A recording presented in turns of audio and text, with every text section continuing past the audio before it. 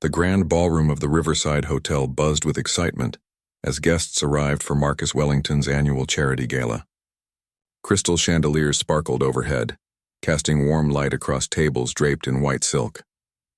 Waiters moved smoothly between clusters of elegantly dressed people, carrying trays of champagne and appetizers. This was the event of the season, where the city's wealthiest gathered to see and be seen. Sarah Mitchell adjusted her black vest and smoothed down her white apron as she stood near the kitchen doors. At 24 years old, she had been working at the Riverside Hotel for nearly 2 years, taking every shift she could get. The pay was decent, and the tips from events like this helped her save money for her real dream. She glanced at her reflection in one of the polished serving trays, tucking a strand of brown hair back into her neat bun. Her supervisor, Mrs. Chen, appeared beside her with a clipboard. The older woman's face was stern but not unkind. She had always been fair with Sarah, even when other staff members complained about the long hours or difficult guests. Mrs. Chen looked over her list and then at Sarah.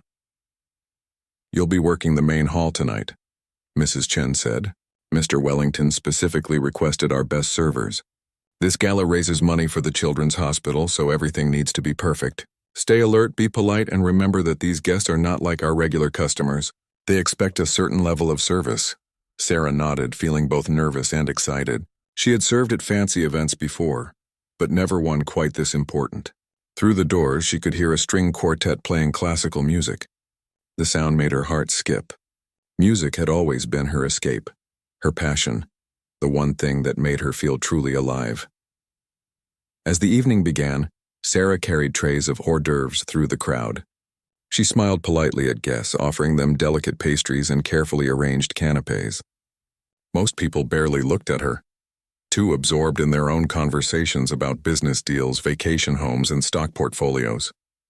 She was invisible to them, just part of the scenery, like the flowers on the tables or the paintings on the walls. Near the center of the room, she spotted Marcus Wellington himself.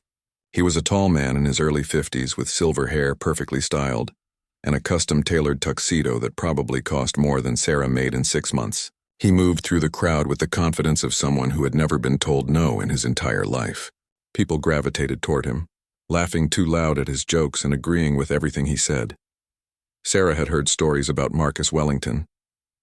He owned half the real estate in the city and had made his fortune in investments.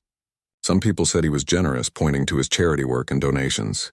Others whispered that he was ruthless in business and had crushed smaller companies without a second thought.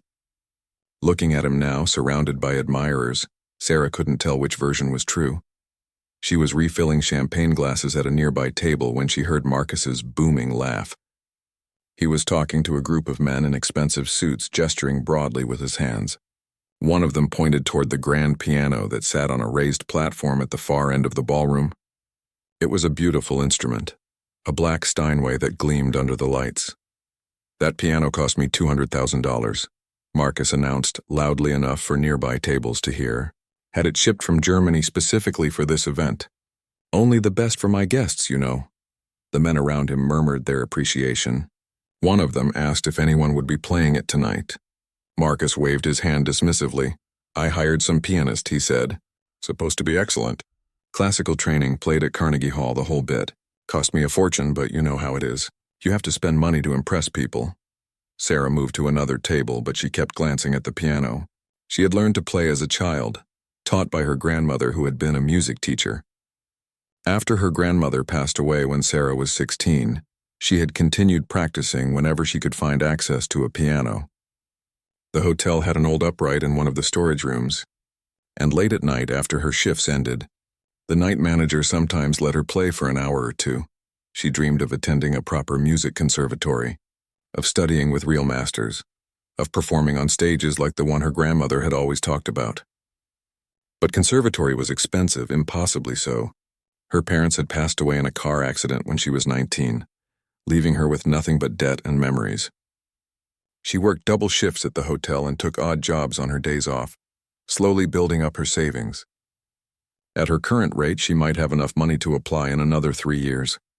The evening continued, and Sarah's feet began to ache in her sensible black shoes.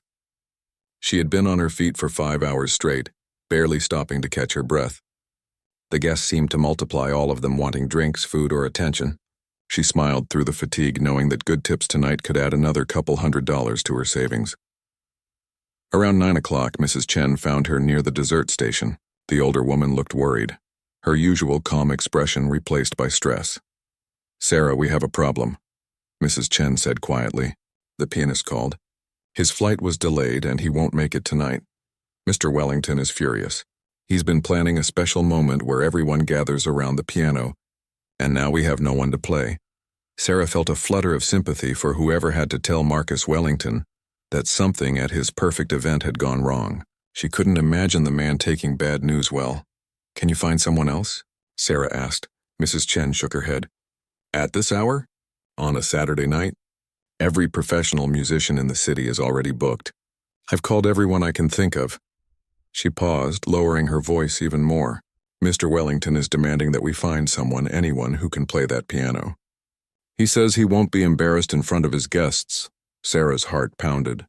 She knew she should keep quiet, that getting involved in situations above her station only led to trouble. But the thought of that beautiful piano sitting silent all night, when it could be making music, felt wrong somehow. Before she could stop herself, Sarah heard her own voice saying, "I can play." Mrs. Chen looked at her in surprise. "You can play piano?" "I've been playing since I was 6, Sarah said, immediately regretting speaking up. "I mean, I'm not a professional or anything. Just something I do for myself." Never mind, it was a silly suggestion. But Mrs. Chen was already looking at her with a calculating expression. The supervisor was clearly weighing her options, none of them good. Finally, she nodded slowly.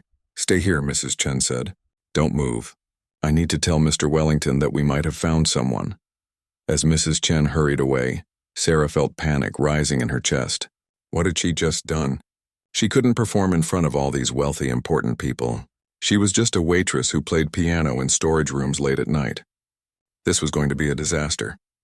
Sarah watched nervously as Mrs. Chen approached Marcus Wellington, who was standing near the bar with several other wealthy guests. She saw her supervisor lean in and speak quietly to him. Marcus's expression changed immediately from pleasant to annoyed. His jaw tightened, and even from across the room, Sarah could see the anger flashing in his eyes. Marcus looked in her direction, his gaze sweeping over her uniform dismissively. He said something to Mrs. Chen that made the older woman flinch. Then he laughed, but it wasn't a kind sound. It was the laugh of someone who had just thought of something amusing at someone else's expense. Mrs. Chen walked back slowly, her face carefully neutral. When she reached Sarah, she spoke in a low voice. "Mr. Wellington wants to see you play," she said. "But Sarah, I have to warn you. He's not happy about this situation, and I think he's going to make an example of you. He kept saying something about teaching people a lesson about knowing their place." Sarah's stomach dropped. "What does that mean?" "I'm not sure," Mrs. Chen admitted. "But if you want to back out now, I'll understand. I'll tell him you were mistaken about your abilities. You won't lose your job, I promise." For a moment, Sarah considered running. She could go back to the kitchen, finish her shift serving food, and forget this whole thing ever happened. It would be safe. Smart even. But then she thought about the piano sitting there unused.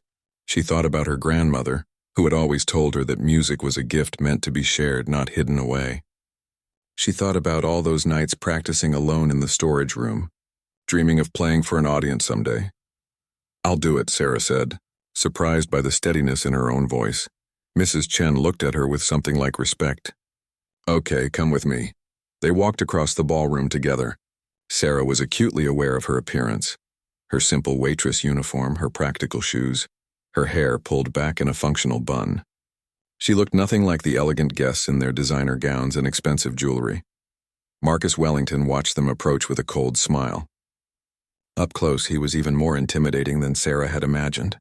His eyes were a pale blue, sharp and calculating. He looked at her the way someone might look at an insect they were considering crushing. "So," Marcus said loudly, making sure nearby guests could hear, "Mrs. Chen tells me that you can play piano. A waitress who moonlights as a musician. How charming." Several people turned to look. Sarah felt heat rising in her cheeks, but she kept her expression calm. "I can play, sir," she said quietly.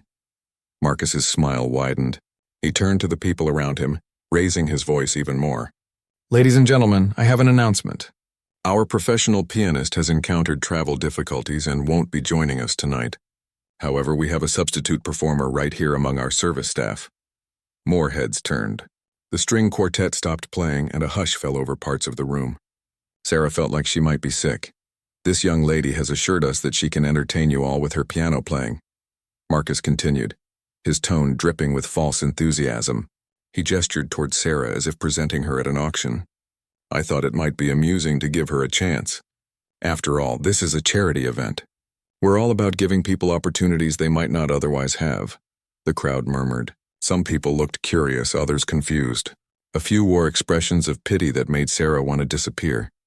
Marcus leaned closer to Sarah, his voice dropping so only she could hear. "Here's what's going to happen. You're going to sit at that piano and try to play something. You're going to fail, probably quite spectacularly. And then everyone here is going to have a good laugh, and you're going to learn an important lesson about staying in your lane. Do you understand?" Sarah looked him directly in the eyes. She understood perfectly. This wasn't about giving her an opportunity. This was about putting her in her place, about reminding her and everyone else in the room that there were lines that people like her shouldn't cross. "I understand, sir," she said. "Good," Marcus said, straightening up. "Then let's not keep everyone waiting." He walked toward the piano platform and the crowd parted for him. Sarah followed, feeling hundreds of eyes on her. Her hands were shaking and her mouth was dry. She had never been more terrified in her entire life. When they reached the platform, Marcus made a grand gesture toward the piano.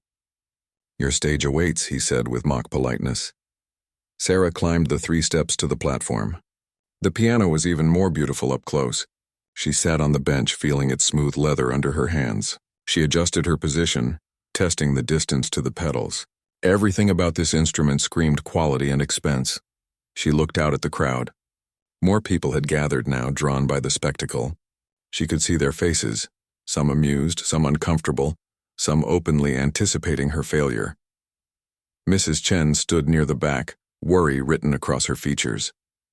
And Marcus Wellington stood right in front, arms crossed, waiting for her to humiliate herself. Sarah took a deep breath. Her grandmother's voice echoed in her memory. "When you sit at the piano, nothing else exists. Just you and the music. Let everything else fall away." She placed her fingers on the keys. They were cool and smooth, perfectly maintained. This piano had probably been played by masters, by people who had studied at the best schools in the world. And now a waitress from the Riverside Hotel was about to touch it. The room fell completely silent. Even the waiters had stopped moving. Everyone was watching her, waiting to see what would happen.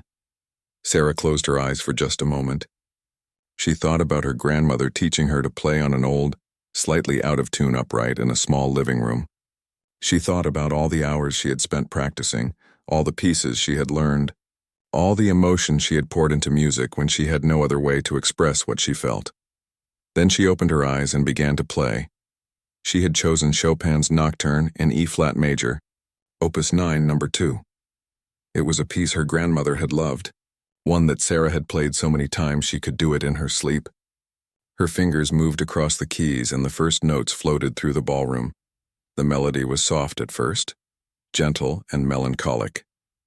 Sarah let herself sink into the music, forgetting about the crowd, forgetting about Marcus Wellington's cruel smile, forgetting about her uniform and her aching feet and her embarrassment. There was only the piano and the music flowing through her fingers. The piece built slowly, the melody weaving and dancing. Sarah's hands moved with confidence now, the muscle memory taking over. She had played this piece hundreds of times, but never on an instrument this fine. The Steinway responded to her slightest touch, producing a tone so pure and rich it made her heart ache. She moved through the familiar passages, adding her own subtle interpretations, the small variations in tempo and dynamics that turned notes on a page into something alive and emotional. The music swelled and retreated, spoke and whispered, laughed and cried. Sarah was vaguely aware that something had changed in the room. The anticipatory tension had shifted into something else, something she couldn't quite identify while she was focused on playing. She didn't look up, didn't break her concentration. She was lost in the music, in the story it told, in the emotions it conveyed. As she approached the final section, the beautiful, haunting conclusion of the Nocturne, she allowed herself to pour everything into it.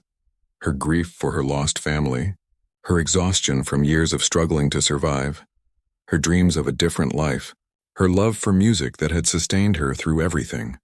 The final notes hung in the air, fading slowly in the acoustically perfect ballroom. Sarah lifted her hands from the keys and sat still for a moment, coming back to reality. Then she looked up at the crowd, and her breath caught in her throat. The silence that followed was absolute. Sarah sat frozen at the piano, her heart pounding as she looked out at hundreds of faces staring back at her. For a terrible moment she thought she had made some awful mistake, that her playing had been as disastrous as Marcus Wellington had predicted. Then someone began to clap. It was a woman in a midnight blue gown standing near the front. Her applause started slowly but grew stronger. Within seconds, others joined in. The sound built like a wave, spreading through the entire ballroom until everyone was clapping. Some people were even standing, their faces showing genuine amazement. Sarah felt dizzy with relief and disbelief. She had expected mockery, laughter, dismissal. She had not expected this. She stood up from the piano bench, unsure of what to do. Should she bow? Should she leave the platform? Her training as a server had not prepared her for this moment. Mrs. Chen was clapping too, tears streaming down her face. Other staff members stood along the walls, looking proud and surprised. Even some of the other servers, who had always treated Sarah as just another face in the crowd, were applauding enthusiastically. But Sarah's eyes found Marcus Wellington. He was not clapping. He stood perfectly still, his arms at his sides, his expression a mixture of shock and something else that looked almost like anger. His plan to humiliate her had backfired spectacularly, and everyone in the room knew it. The applause began to die down, and the crowd started moving closer to the platform. A woman with elegant gray hair and a dress covered in emeralds approached first. She climbed the steps to where Sarah stood. "My dear, that was absolutely extraordinary," the woman said, her voice carrying the accent of old money and expensive boarding schools. "I'm Catherine Blackwood. I sit on the board of the City Symphony Orchestra.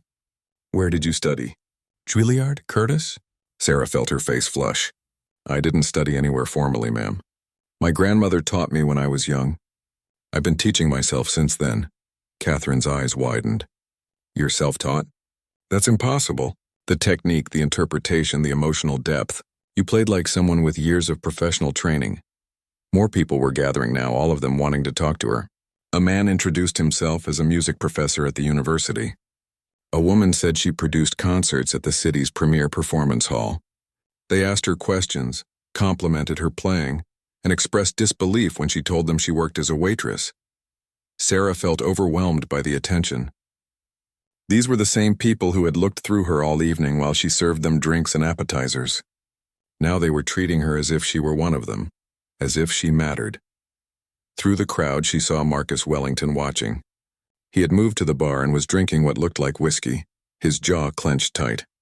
A few people tried to engage him in conversation, but he brushed them off with short responses. He was clearly furious, though he was trying to hide it behind a veneer of civility. A distinguished older gentleman made his way through the crowd. He had white hair and kind eyes behind gold-rimmed glasses. When he reached Sarah, he took her hand gently. "Young lady, I'm Robert Chen, Catherine's husband," he said. "I'm also a retired piano professor. I taught at the conservatory for 40 years before I retired. I've heard thousands of students play, and I must tell you that what you just did was remarkable. Not just technically proficient, but genuinely moving. You have a rare gift." Sarah felt tears pricking at her eyes. "Thank you, sir. That means more to me than you know. Have you considered studying music professionally?" Robert asked. Sarah laughed, but it came out bitter. "I've dreamed about it my whole life. But conservatory is expensive, and I'm just trying to save enough money to get by. Maybe someday, but it seems impossible right now." Catherine, who had been listening, exchanged a look with her husband. "Robert and I would like to talk to you more about this, but perhaps this isn't the best setting for that conversation. Do you have a card?" Sarah almost laughed again. "A card?" She was a waitress. "No, ma'am. But I can write down my phone number if you'd like." "Please do," Catherine said, producing an elegant business card holder from her small purse. As Sarah wrote her number on the back of one of Catherine's cards, she was aware of Marcus Wellington pushing through the crowd. His face was red now, and he had clearly had more to drink. The polite mask he usually wore had slipped. "All right, everyone, the show is over," Marcus announced loudly, his voice slightly slurred. Very entertaining, I'm sure, but we have an actual event to get back to. The charity auction is supposed to start in 15 minutes. People began to disperse, though many cast sympathetic looks back at Sarah. Catherine squeezed her hand. We'll be in touch very soon, she promised before moving away with her husband. When most of the crowd had cleared, Marcus climbed onto the platform. He stood close to Sarah, close enough that she could smell the whiskey on his breath. His eyes were cold and hard. You think you're very clever, don't you? He said quietly, his voice low enough that no one else could hear. You've made a fool of me in front of my guests, in my own event. That wasn't my intention, sir, Sarah said, keeping her voice steady despite her fear. You asked me to play and I played. That's all? Don't play innocent with me, Marcus snapped. You knew exactly what you were doing. You probably planned this whole thing, waiting for an opportunity to show off and make me look bad. Sarah stared at him in disbelief. Did he really think she had somehow orchestrated the pianist's flight delay? That she had manufactured this situation? The paranoia and narcissism in his accusation was staggering. I was trying to help, Sarah said. The piano was going to sit unused and you needed someone to play. I thought I could solve a problem. You thought wrong, Marcus said. You've embarrassed me and that's something I don't tolerate. Pack up your things. You're fired. Effective immediately. The words hit Sarah like a physical blow. You're firing me? For playing piano when you asked me to. I'm firing you for insubordination and for making a spectacle of yourself at my event, Marcus said. You're a server. You should have stayed in the kitchen where you belong. Now get out of my sight. He turned and walked away, leaving Sarah standing alone on the platform. She felt numb, unable to process what had just happened. In the span of 20 minutes, she had gone from invisible server to celebrated pianist to unemployed. Mrs. Chen appeared at her side, her face stricken. Sarah, I'm so sorry. I heard what he said. This is my fault. I should never have suggested you play. It's not your fault, Sarah said quietly. You were trying to help him, and I made the choice to play. I just can't believe he would fire me for this. Mr. Wellington doesn't like being shown up, Mrs. Chen said sadly. He especially doesn't like it when it comes from someone he considers beneath him. I've worked here for 15 years and I've seen him ruin people's careers over smaller slights than this. Sarah looked around the ballroom. The party was continuing as if nothing had happened. Servers were bringing out desserts. The string quartet had started playing again and people were laughing and talking. Her moment of triumph had already been forgotten by most of them. They would go home tonight to their mansions and expensive apartments. And they would probably never think about the waitress who played piano again. But she would think about this night for the rest of her life. Not just the humiliation of being fired, but the feeling of playing that beautiful piano in front of an audience. The applause. The recognition from people who actually understood music. It had been the most terrifying and the most wonderful experience of her life. What will I do now? Sarah asked, more to herself than to Mrs. Chen. I need this job. I have rent due next week. Mrs. Chen put a hand on her shoulder. Come to the staff room. Let's get you out of that uniform and talk about what happens next. I know some other hotels that are hiring. I can make some calls for you. As they walked toward the kitchen, Sarah cast one last look at the piano.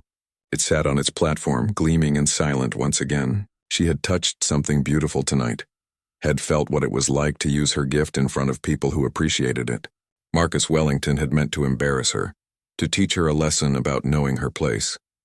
Instead, he had accidentally given her a glimpse of what her life could be like if circumstances were different. Sarah sat in the small staff break room, still wearing her uniform, though she knew she wouldn't be putting it on again. Mrs. Chen had made her a cup of tea and was making quiet phone calls in the corner, trying to help her find another job. The other servers who came through offered sympathetic looks and words of encouragement, but Sarah could barely respond. She felt hollow. Losing this job meant more than just lost income. It meant starting over somewhere new, probably with lower pay while she proved herself. It meant her dream of saving for conservatory was being pushed even further into the future. It meant that Marcus Wellington had won after all. The door opened and one of the younger servers, Maria, poked her head in. Sarah, there's someone asking for you. That fancy lady in the blue dress from earlier. She's waiting by the service entrance. Sarah's heart jumped. Catherine Blackwood. She had almost forgotten about the woman's promise to stay in touch. She stood quickly, smoothing down her uniform out of habit. Tell her I'll be right there, Sarah said. She found Catherine standing just inside the service entrance, looking somewhat out of place in her expensive gown among the stacks of linens and supplies. Robert was with her, and they both looked concerned. "Sarah," Catherine said as soon as she saw her, "we heard what happened. That Marcus fired you. Word travels quickly at these events, unfortunately." "Yes, ma'am," Sarah said, trying to keep her voice steady. "He didn't appreciate me playing the piano, I guess." Robert shook his head in disgust. "Marcus Wellington has always been a small man despite his wealth. He can't stand anyone stealing his spotlight. But that's not why we came to find you." Catherine opened her purse and pulled out a business card. "Sarah, my husband and I have been talking. What you did tonight was extraordinary. Genuinely world-class playing from someone with no formal training. That kind of natural talent is incredibly rare." "Thank you," Sarah said, not sure where this was going. "The conservatory where Robert taught," Catherine continued, "has a scholarship program for exceptional students who show promise but lack financial resources. It's quite competitive, only 2 or 3 students are selected each year. But Robert sits on the selection committee, and after hearing you play tonight, he believes you would be a perfect candidate." Sarah felt like the floor had dropped out from under her. "A scholarship? To the conservatory?" Robert smiled. "It's a full scholarship. Tuition, housing, a small stipend for living expenses. Everything you would need to focus entirely on your music for 4 years. But there's an audition process. You would need to prepare multiple pieces in different styles, demonstrate your technical range, and interview with the entire committee." "When?" Sarah asked, her mind racing. "The next round of auditions is in 6 weeks, Catherine said. I know that's not much time to prepare, especially for someone who's been teaching themselves. But Robert and I would like to help. I used to teach piano before I got involved in symphony administration. If you're willing to work hard, I could coach you privately to prepare for the audition." Sarah couldn't speak. She was overwhelmed by the generosity of these strangers, by the sudden possibility that her dream might actually become real. Tears started streaming down her face before she could stop them. "I don't understand," she finally managed. "Why would you do this for me? You don't even know me." Catherine's expression softened. "Because everyone deserves a chance to develop their gifts. And because I've spent 40 years in the music world and I recognize true talent when I hear it. What Marcus tried to do to you tonight was cruel. But inadvertently he revealed something extraordinary. Your playing moved people, Sarah. That's what art is supposed to do." Robert pulled out a card of his own. "Call me on Monday morning. We'll set up a schedule for your coaching sessions. And Sarah, I want you to know something. The audition committee will judge you purely on your playing and potential. They won't know anything about your background or circumstances. It will be entirely about the music." Sarah took the cards with shaking hands. "Thank you. I don't know what else to say except thank you." "Work hard and make the most of this opportunity," Catherine said. "That will be thanks enough." After they left, Sarah returned to the break room. Mrs. Chen looked up from her phone calls, and Sarah told her everything that had just happened. The older woman's face lit up with joy. "Sarah, that's wonderful. The conservatory scholarship is like winning the lottery. I've heard of it, but I've never known anyone who actually got in." "I haven't gotten in yet," Sarah cautioned. "I still have to audition. And I have 6 weeks to prepare multiple pieces when I've been teaching myself from YouTube videos and old sheet music." "You'll do it," Mrs. Chen said with confidence. "After what I saw tonight, I believe you can do anything." The next 2 weeks were a blur. Sarah threw herself into preparation with an intensity that surprised even her. Catherine Blackwood was a demanding teacher, pushing Sarah to refine her technique, to understand the deeper theory behind the pieces she played, to perform with both precision and emotion. They met 4 times a week in Catherine's beautiful home, which had a music room with a grand piano that, while not as expensive as Marcus Wellington's Steinway, was still far better than anything Sarah had practiced on before. Catherine broke down her playing, rebuilt it, and polished it until Sarah barely recognized her own performance. Sarah also worked 2 part-time jobs to cover her rent and expenses while she prepared. She waitressed at a small diner in the mornings and cleaned offices at night. Between work and practice, she barely slept, but she had never felt more alive, more purposeful. Robert provided sheet music for the required audition pieces, a Bach prelude and fugue, a Beethoven sonata movement, a Romantic-era work of her choice, and a contemporary piece.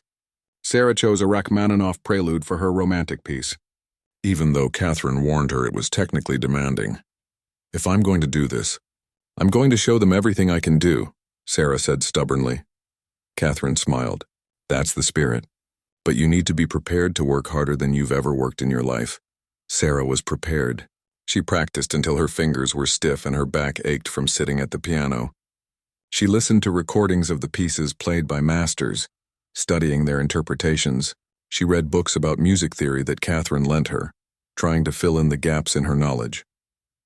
3 weeks into her preparation, something unexpected happened. She received a phone call from an unknown number. When she answered, a man's voice said, "Is this Sarah Mitchell, the woman who played piano at Marcus Wellington's gala?" "Yes," Sarah said cautiously. "Who is this?" "My name is David Torres. I'm a reporter for the city newspaper. I'm doing a story about that night at the gala. Several people have told me what happened, how Wellington tried to humiliate you and how your playing amazed everyone. I'd like to interview you, get your side of the story." Sarah's stomach tightened. "I'm not sure that's a good idea. I don't want any trouble." "I understand your hesitation," David said. "But Sarah, what Wellington did to you was wrong. He abused his power and tried to crush someone with genuine talent just to feed his own ego. People should know about it. And honestly, your story is inspiring. A self-taught musician working as a waitress suddenly given a chance to shine. It's the kind of thing people need to hear." Sarah thought about it. Part of her wanted to hide, to avoid any more conflict with Marcus Wellington. But another part of her was angry.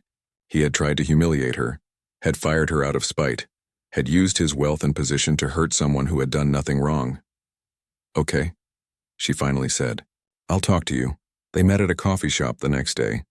David was younger than Sarah had expected, probably in his early 30s, with an earnest manner and a notebook filled with questions. He asked her about her background, her grandmother, her years of self-teaching, and the night of the gala.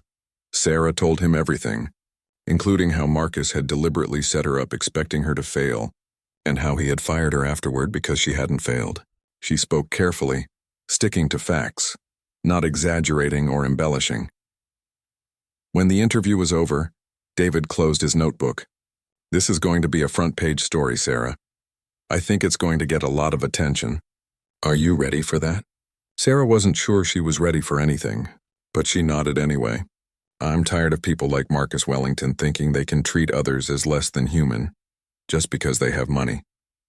If my story can show that, then yes, I'm ready." The article ran on Sunday, 3 weeks before Sarah's audition. It was indeed on the front page with a headline that read, "Millionaire's Cruelty Reveals Hidden Genius. The Waitress Who Played Like a Master." The story was beautifully written, balancing Sarah's personal story with the broader themes of class, opportunity, and the abuse of power. It included quotes from several people who had been at the gala, all praising Sarah's playing and condemning Marcus Wellington's treatment of her. By Monday morning, the story had gone viral on social media. Sarah's phone wouldn't stop ringing with interview requests from radio stations, television programs, and online publications. The hashtag trending on Twitter was Save Sarah's Music, with people sharing the article and expressing outrage at what had happened. Sarah felt overwhelmed by the sudden attention. She had wanted to tell her story, but she hadn't expected this level of response. Catherine called her that morning with advice. "Don't let this distract you from your preparation," Catherine said firmly. "The audition is what matters. Media attention is fleeting. Your musical education will last forever. You can do a few select interviews if you want, but keep your focus on the work." Sarah took the advice. She agreed to 1 television interview and 1 radio appearance, then declined everything else. She spent every spare moment practicing, letting the controversy swirl around her without getting caught up in it. But she couldn't help noticing the impact the story was having. The backlash against Marcus Wellington was swift and severe. Companies that had partnered with him for business ventures quietly began to distance themselves. 3 members of his country club board proposed revoking his membership. The Children's Hospital announced they would be declining any future donations from him until he made amends for his behavior. Most damaging of all, several of his former employees came forward with their own stories of how Marcus had mistreated them over the years. The newspaper ran a follow-up article detailing a pattern of behavior where Marcus used his wealth and influence to belittle and control people he considered beneath him. Sarah read these stories with a mixture of vindication and sadness. She hadn't wanted to destroy anyone's life. She had just wanted to tell the truth about what had happened to her.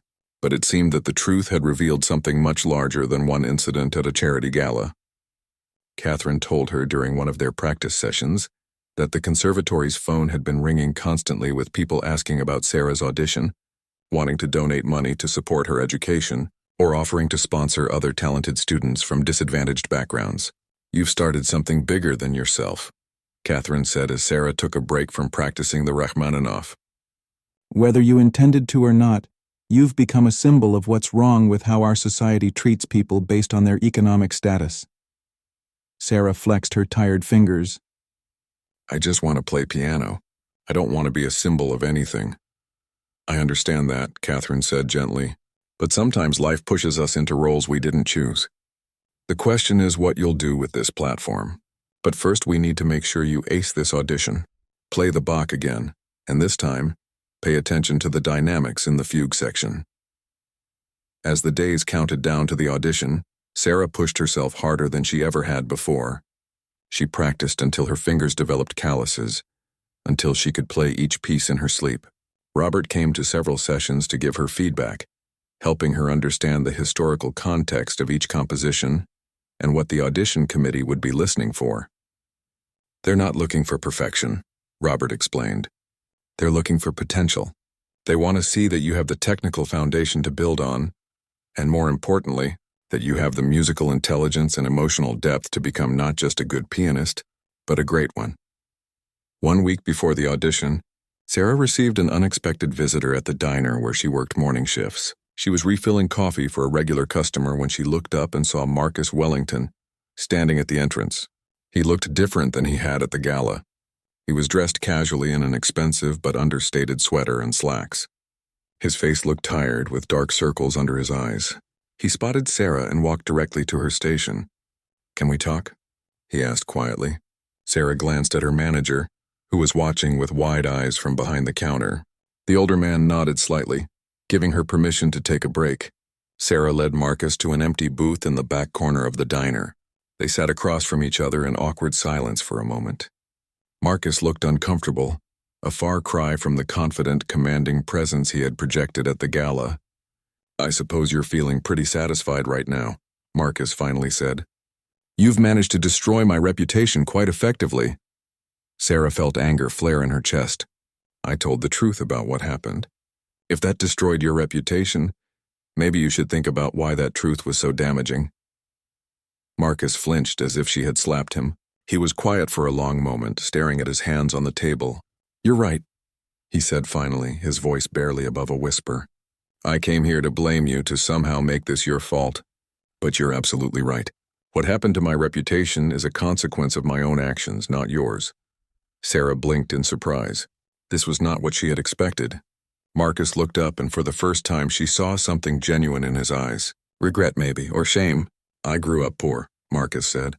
"Did you know that? My father was a janitor. We lived in a 2-bedroom apartment with 6 people. I wore secondhand clothes and went to bed hungry more nights than I care to remember." Sarah stayed silent, letting him talk. "When I made my first million, I swore I would never be powerless again. I would never be the person someone looked down on. So I became the person who looked down on others. I became exactly the kind of person I had hated when I was young." He laughed bitterly. "The irony doesn't escape me." "Why are you telling me this?" Sarah asked. "Because I owe you an apology," Marcus said. "A real one. What I did to you at the gala was cruel and inexcusable. I tried to humiliate you because I saw myself in you, the person I used to be, and I hated that reminder. When you played beautifully instead of failing like I expected, it forced me to confront what I had become." He reached into his pocket and pulled out an envelope. "This is a check for $50,000. It's not payment for anything, and it doesn't make up for what I did. But I heard you're auditioning for the conservatory scholarship. If you don't get it, or if you need additional support, I want you to have this money for your education." Sarah stared at the envelope but didn't take it. "I don't want your money." "I know," Marcus said, "and that's probably why you should have it. You're not doing this for money or fame. You're doing it because you love music. That's something I've forgotten how to understand. I've spent so long equating worth with wealth that I forgot there are things that matter more. He set the envelope on the table between them. Think about it. You don't have to decide now. But Sarah, please know that I am genuinely sorry for what I did to you. You didn't deserve any of it. He stood to leave, then paused. For what it's worth, your playing that night was the most beautiful music I've heard in years. It made me feel something I haven't felt in a long time. It reminded me that there's more to life than winning and accumulating power. So thank you for that gift, even though I tried to deny you yours. Then he walked out of the diner, leaving Sarah alone with the envelope and a swirl of confused emotions. That evening, Sarah told Catherine and Robert about Marcus's visit. They sat in Catherine's living room, a fire crackling in the fireplace while Sarah described the conversation. "What do you think I should do?" Sarah asked. "About the money?" Catherine and Robert exchanged a glance. Finally, Catherine spoke. "That's not a decision anyone can make for you. Only you know what feels right." "He was trying to humiliate me," Sarah said. "He wanted me to fail." "Yes, he did," Robert agreed. "But people can change, or at least they can try to. The question is whether his apology was genuine, and whether you can accept help from someone who hurt you." Sarah thought about her grandmother, who had always taught her about forgiveness. Holding on to anger is like drinking poison and expecting the other person to die, her grandmother used to say. "I don't know if I can forgive him yet," Sarah admitted. "But maybe I don't have to forgive him to accept that he's trying to do something good now." She picked up the envelope which she had brought with her. Inside was indeed a check for $50,000 made out to her name. It was more money than she had ever seen at once. "If I get the scholarship, I won't need this," Sarah said. "But if I don't, this could pay for a year or two at a less expensive school. It could give me a chance to study music even if the conservatory doesn't work out." "Then put it in the bank and focus on your audition," Catherine advised. "You can decide what to do with it later. Right now, you need to concentrate on your playing." The final week before the audition passed in a blur of practice and nervous energy. Sarah barely slept, running through the pieces in her mind even when she wasn't at the piano. She had nightmares about forgetting the notes or her fingers refusing to work properly. The morning of the audition, Catherine picked her up and drove her to the conservatory. The building was imposing, all stone and tall windows, with the weight of over 100 years of musical excellence behind its walls. Sarah felt tiny walking through the entrance. The waiting room was filled with other candidates, all of them looking young and nervous and impeccably dressed. Most of them were teenagers, probably coming straight from high school music programs or private lessons with renowned teachers. Sarah, at 24 and wearing her best dress from a department store clearance rack, felt out of place. A woman called her name, and Sarah followed her down a long hallway to the audition room. It was a beautiful space with perfect acoustics and a Steinway grand piano in the center. Behind a long table sat 5 people, including Robert, who gave her a small, encouraging smile. "Ms. Mitchell?" said the woman in the center, a severe-looking person with gray hair pulled back in a tight bun. "I'm Professor Hartman, chair of the selection committee. We've heard quite a bit about you in recent weeks. I hope you'll judge me on my playing, not on news stories," Sarah said, surprised by the steadiness in her own voice. Professor Hartman's expression softened slightly. "That's exactly what we intend to do. Please begin with the Bach." Sarah sat at the piano. She placed her fingers on the keys, took a deep breath, and let everything else fall away. The committee, the news stories, Marcus Wellington, her fears and hopes and dreams, all of it faded into the background. There was only the music, and she let it flow through her fingers like water. Sarah played the Bach prelude and fugue first, letting the mathematical precision of the composition guide her fingers. The fugue was intricate, with multiple voices weaving together in complex counterpoint. She had practiced this piece hundreds of times, until she understood not just how to play the notes, but why Bach had written them in exactly this way. When she finished, the committee members made notes on their papers. Professor Hartman's expression was unreadable. Sarah couldn't tell if they were impressed or disappointed. "The Beethoven, please," Professor Hartman said. Sarah moved into the sonata movement. Beethoven required a different approach than Bach. More emotional force, more dynamic contrast. She thought about what Catherine had taught her about the Romantic era, about how composers began to use the piano to express inner turmoil and passion. She poured that understanding into her playing, making the instrument sing and storm. As she played, she noticed one of the committee members leaning forward, his attention completely focused on her hands. Another woman had closed her eyes just listening. These were encouraging signs, but Sarah tried not to think about them. She needed to stay in the music to trust her preparation. The Rachmaninoff came next. This was the piece she had been most worried about. It was technically demanding, with huge leaps and complex rhythms, but it was also achingly beautiful, full of the melancholy that characterized so much of Rachmaninoff's work. Sarah had connected with this piece deeply during her practice. It spoke to something in her own experience of longing and struggle. Her hands stretched across the keys, executing the difficult passages that she had worked on endlessly with Catherine. There was one section that had given her trouble for weeks, a rapid sequence that required perfect coordination between her hands. She approached it now with confidence, and her fingers flew across the keys exactly as they should. The notes cascaded like water, building to the emotional climax of the piece. When the final chord faded, Sarah allowed herself a small breath of relief. She had played it as well as she possibly could. "Excellent," Professor Hartman said, and there was a warmth in her voice that hadn't been there before. Now the contemporary piece. The modern composition was challenging in a different way. Contemporary classical music often abandoned traditional harmony and melody, exploring new ways of creating sound. Sarah had struggled with this piece more than the others because she had no historical recordings to reference, no famous interpretations to learn from. She had to find her own understanding of what the composer intended. She played it with careful attention to the unusual rhythms and harmonies, trying to bring out the architecture of the piece. It was less emotionally immediate than the Romantic works, but it had its own strange beauty, like looking at a sculpture made of unexpected materials. When she finished, the committee members conferred quietly among themselves. Sarah sat at the piano, her heart pounding. This was it.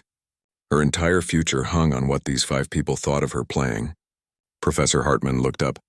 "Ms. Mitchell, thank you for your audition. We'll be making our decisions over the next week and notifying all candidates by letter. Do you have any questions for us?" Sarah stood from the piano bench. "Just one. Did you actually listen to me, or were you hearing the waitress from the news stories?" It was a bold question, maybe too bold, but Sarah needed to know. Professor Hartman studied her for a long moment, then smiled slightly. "Ms. Mitchell, when I close my eyes and listen to someone play, I don't see their job or their bank account or their background. I only hear the music, and what I heard today was quite remarkable. Your technique has some rough edges, which is to be expected from someone who is largely self-taught. But you have something that can't be taught: genuine musical intuition and emotional depth. Those rough edges can be polished. What you have naturally is much rarer." Sarah felt tears threatening but held them back. "Thank you." As she walked out of the audition room, her legs felt shaky. Catherine was waiting in the hallway, having stayed throughout the entire audition even though she wasn't allowed inside the room. "How did it go?" Catherine asked anxiously. "I don't know," Sarah admitted. "I played as well as I could. Now I just have to wait." The next week was torture. Sarah went back to work at the diner, but she could barely focus. She kept replaying the audition in her mind, analyzing every note, wondering if she had made mistakes she hadn't noticed at the time. Catherine tried to keep her distracted with discussions of music history and theory, preparing her for the academic side of conservatory education if she got in. Robert stopped by the diner several times, always ordering coffee he barely drank, just to check on her. 6 days after the audition, Sarah came home from her night job cleaning offices to find a large envelope wedged in her apartment door. Her hands shook as she pulled it out. The return address was the conservatory. She couldn't bring herself to open it. What if it was a rejection? What if all the hope and work had been for nothing? She set the envelope on her tiny kitchen table and stared at it for 10 minutes, before finally gathering the courage to tear it open. Inside was a letter on thick official stationery. Sarah's eyes scanned the page, not quite processing what she was reading at first. "Dear Ms. Mitchell, we are pleased to inform you that you have been selected for the Conservatory Merit Scholarship. The committee was unanimous in their decision. Your audition demonstrated exceptional musical ability and potential for artistic growth. The scholarship covers full tuition, housing, and a living stipend for 4 years of study. Classes begin in September. We look forward to welcoming you to the conservatory family." Sarah read the letter 3 times before it truly sank in. She had done it. She had actually done it. Against all odds, the self-taught waitress was going to study music at one of the best conservatories in the country. She called Catherine first, and the older woman screamed with joy so loudly that Sarah had to hold the phone away from her ear. Then she called Robert, who congratulated her warmly and said he had never doubted she would succeed. She even called Mrs. Chen at the hotel, who cried and said she had been praying for this outcome. That night, Sarah sat in her small apartment surrounded by the few possessions she owned, thinking about her grandmother. She wished more than anything that her grandmother could be here to see this moment. She had been the one who started Sarah on this path, who had instilled in her a love of music that had sustained her through the hardest years of her life. "I did it, Grandma," Sarah whispered to the empty room. "I'm going to study music just like you always wanted for me." The next few months passed in a whirlwind of preparation. Sarah had to quit her jobs, find someone to sublet her apartment, and get ready for the intense academic program that awaited her. The conservatory sent her reading lists and practice assignments to complete before classes started. The news media wanted to cover her acceptance to the conservatory, but Sarah declined most interview requests. She had become a symbol for many people, a representation of talent overcoming circumstance. But she was ready to step back from the spotlight and focus on becoming a better musician. However, she did agree to one final interview with David Torres, the reporter who had first told her story. They met at the same coffee shop where they had talked months earlier. "How does it feel?" David asked. "To have gone from serving tables to getting a full scholarship to study music?" Sarah thought about the question carefully. "It feels surreal. Like I'm living someone else's life. But also it feels right. Like this is what I was always supposed to do, and I just had to find the right path to get here." "What about Marcus Wellington?" David asked. "Have you had any contact with him since that day at the diner?" Sarah hesitated. "I deposited his check. Not because I needed it for school anymore, but because I decided to use it to create something positive. I'm working with Catherine Blackwood to establish a small fund that will help other self-taught musicians access lessons and instruments. We're calling it the Second Chance Music Fund." David's eyes lit up. "That's a great angle for the story. The money from the man who tried to humiliate you is now helping others like you." "It's not about revenge or making a point," Sarah said firmly. "It's about taking something negative and turning it into something good. Marcus Wellington gave me that money because he was trying to deal with his own guilt and past. I'm using it to help people because that's what my grandmother would have wanted." On her last night before leaving for the conservatory, Sarah met Catherine and Robert for dinner at an elegant restaurant. They toasted her success with champagne and shared stories about what her first year of study would be like. "It's going to be hard," Robert warned her. "Conservatory is intense. You'll be surrounded by talented people, many of whom have been training their entire lives. There will be moments when you doubt yourself." "I know," Sarah said, "but I'm not afraid of hard work, and I'm used to people underestimating me." Catherine raised her glass to Sarah Mitchell, who reminded us all that talent and determination matter more than circumstance. "May your music continue to move people the way it moved us that night." They clinked glasses, and Sarah felt a wave of gratitude for these two people who had changed her life. They had seen something in her when she was just a waitress in a uniform, and they had given her a chance to become more. After dinner, as Catherine drove her home, they passed the Riverside Hotel. The building was lit up, hosting another fancy event. Sarah looked at it and felt no bitterness, only a strange sense of closure. "Do you ever wonder what would have happened if the pianist hadn't missed his flight that night?" Catherine asked. Sarah smiled. "All the time. But I try not to think about it too much. What happened, happened. I can't change the past, but I can shape the future." "Wise words," Catherine said. "You're going to do wonderfully at the conservatory. Sarah, I'm so proud of you." That night, lying in bed in her small apartment for the last time, Sarah thought about everything that had happened since that charity gala. Marcus Wellington had tried to break her, to put her in her place, to teach her a lesson about staying in her lane. Instead, he had accidentally given her a platform to show the world what she could do. She thought about Marcus too, and found that she didn't hate him anymore. She had been angry for a long time, and that anger had been justified, but holding on to it would only weigh her down. He had apologized, had tried to make amends, and was apparently working to become a better person. She could leave the past behind and walk into her future unencumbered by resentment. Sarah closed her eyes and imagined herself at the conservatory, studying with master teachers, playing in recitals, learning everything she had always dreamed of learning. The road ahead would be challenging, but she had already overcome so much. She was ready for whatever came next. 3 years had passed since Sarah walked through the doors of the conservatory for the first time.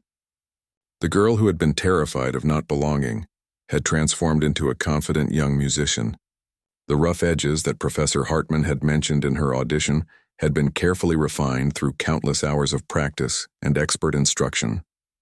Sarah stood backstage at the conservatory's main concert hall, preparing for her senior recital.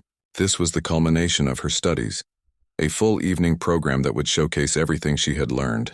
Her hands trembled slightly as she adjusted the deep blue dress she wore.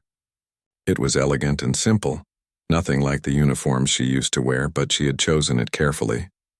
She wanted to look professional, like the serious musician she had worked so hard to become. Catherine and Robert were in the audience, along with Mrs. Chen and several former co-workers from the hotel. The auditorium was surprisingly full. Word had spread about Sarah's recital, and many people who had followed her story wanted to see how far she had come. Some were genuine music lovers. Others were curious about the waitress who had become a conservatory star. The stage manager gave her a 5-minute warning. Sarah took several deep breaths, centering herself the way she had learned to do over years of performances. She had played in dozens of recitals and competitions during her time at the conservatory. But this one felt different. This was her statement to the world about who she had become. She walked onto the stage to warm applause. The Steinway grand piano waited for her, its polished surface reflecting the stage lights. Sarah sat at the bench and adjusted her position, her hands hovering over the keys. The audience settled into silence. She had chosen her program carefully to tell a story through music. It began with Bach, the composer whose mathematical precision had first taught her about the architecture of music. She played the Goldberg Variations, a work of stunning complexity and beauty. Her fingers moved with the confidence of someone who had spent 3 years studying with masters, but also with the emotional depth that had been there from the beginning. The Bach flowed into Chopin, and Sarah played the same nocturne she had performed at Marcus Wellington's gala 3 years ago. But it was different now. She understood the piece at a deeper level, could bring out subtleties and nuances that she hadn't even known existed back then.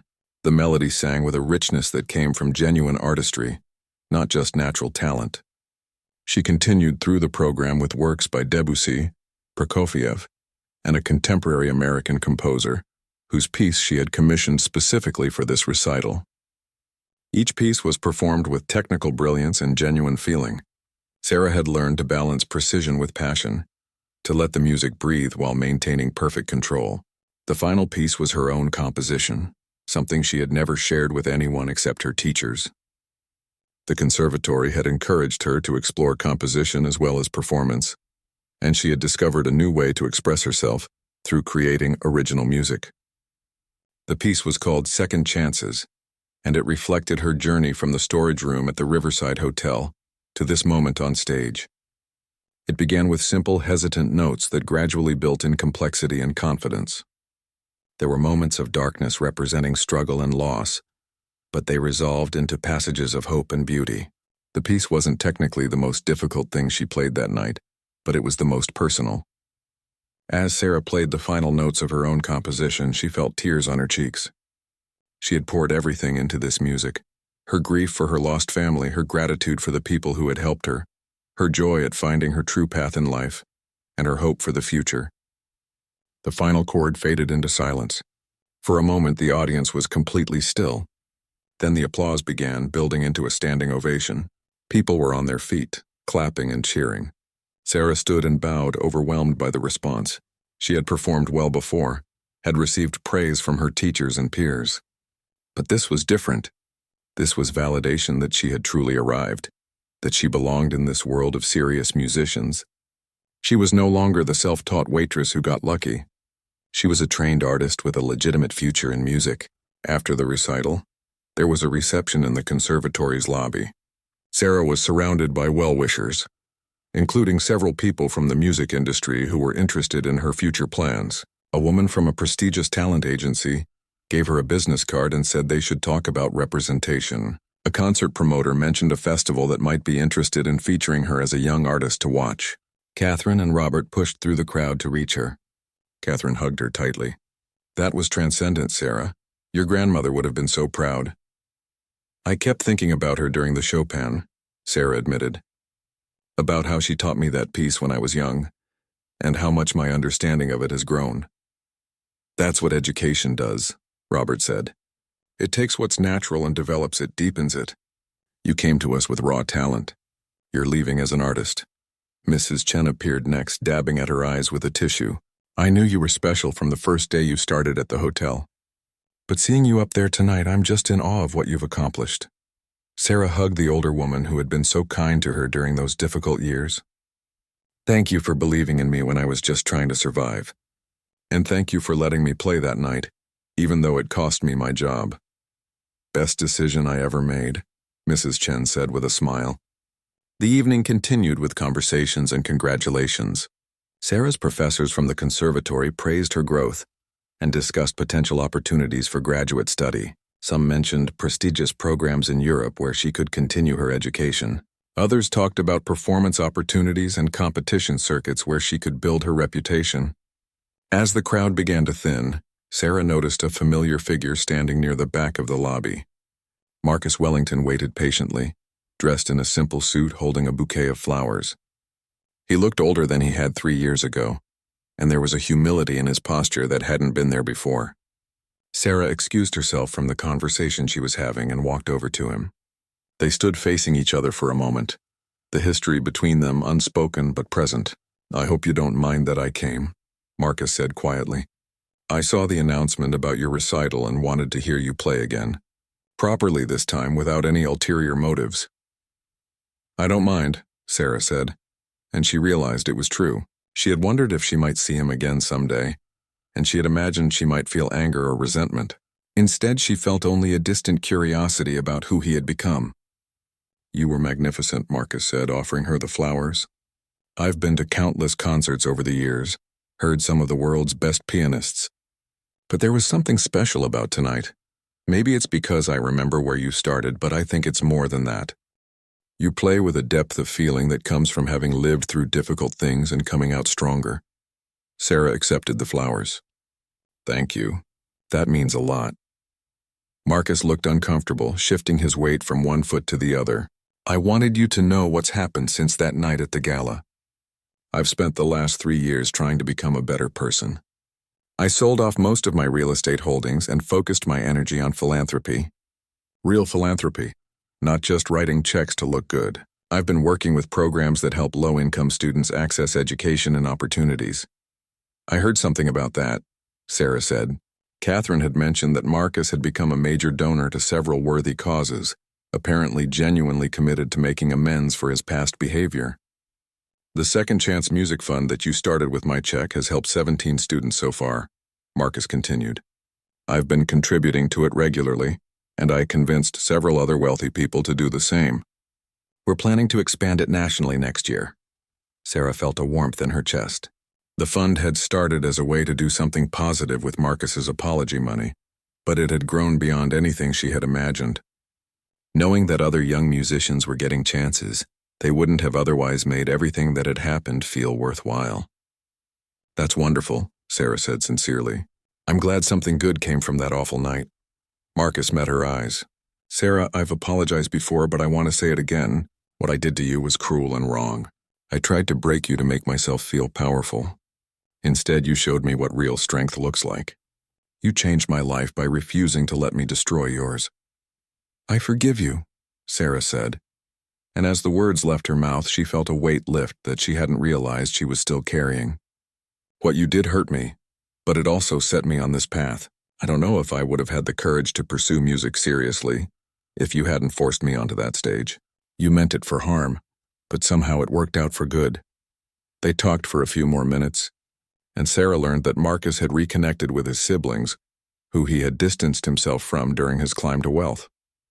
He was learning to value relationships over acquisitions, experiences over possessions. He seemed genuinely changed, though Sarah suspected he still had a long way to go. Before he left, Marcus said, I'll be following your career with interest.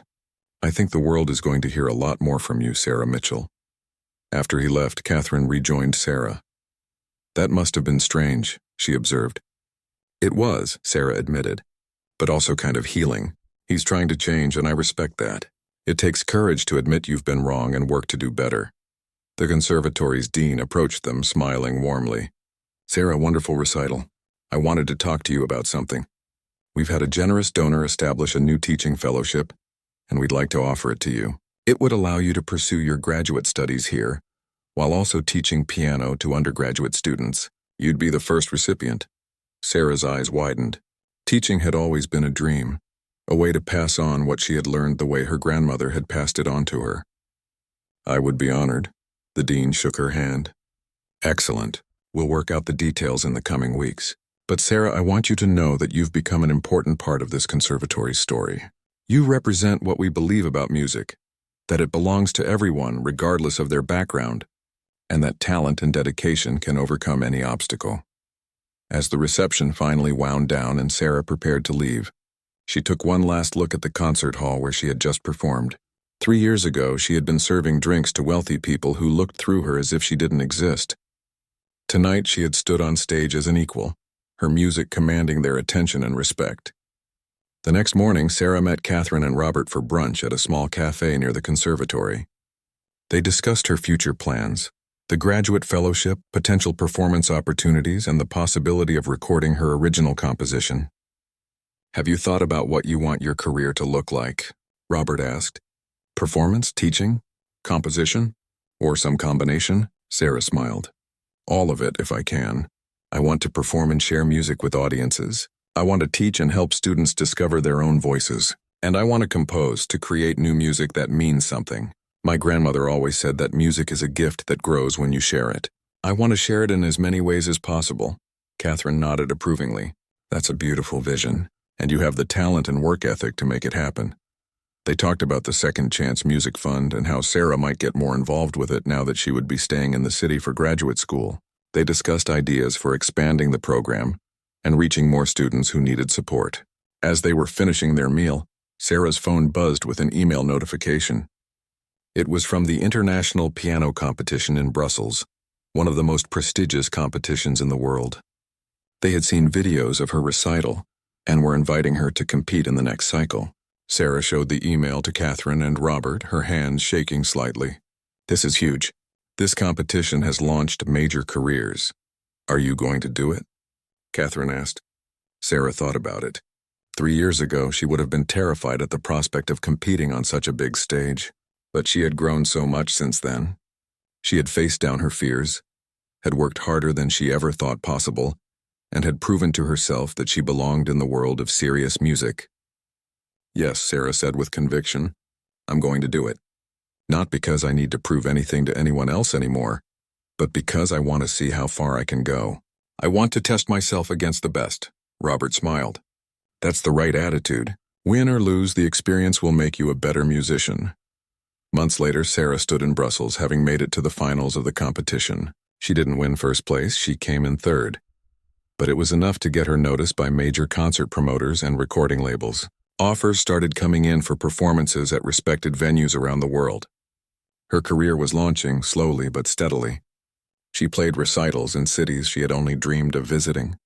She taught piano to eager conservatory students who reminded her of her younger self. She continued composing, finding her own voice as a creator as well as an interpreter.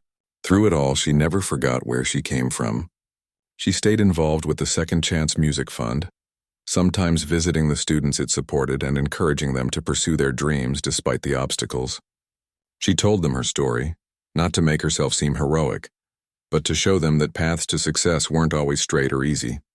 5 years after the night at Marcus Wellington's gala, Sarah gave a major performance at the city's premier concert hall, the same venue where Catherine Blackwood had once worked. The program included her own compositions as well as classical masterpieces. Marcus Wellington was in the audience, as were Catherine and Robert, Mrs. Chen, and many others who had been part of her journey. At the end of the concert, during her final bow, Sarah looked out at the audience and felt overwhelmed with gratitude. She thought about her grandmother, who had planted the seed of love for music in her heart. She thought about all the people who had helped her along the way, who had seen her potential when she couldn't see it herself. She thought about that terrified girl in a waitress uniform, being forced to play piano at a party where she was meant to fail. That girl had been brave enough to sit down and play anyway. That girl had trusted in her gift even when someone powerful tried to take it away from her. Sarah had become so much more than that girl, but she carried her memory with pride. That girl's courage had brought her to this moment, standing on stage as a successful musician with a bright future ahead. As she walked off stage to thunderous applause, Sarah whispered a quiet thank you to everyone who had been part of her journey, including Marcus Wellington. His cruelty had been the catalyst that changed everything. He had tried to embarrass her, to put her in her place, to teach her a lesson about knowing her limits. Instead, he had taught her that she had no limits at all, and for that unexpected gift she would always be grateful.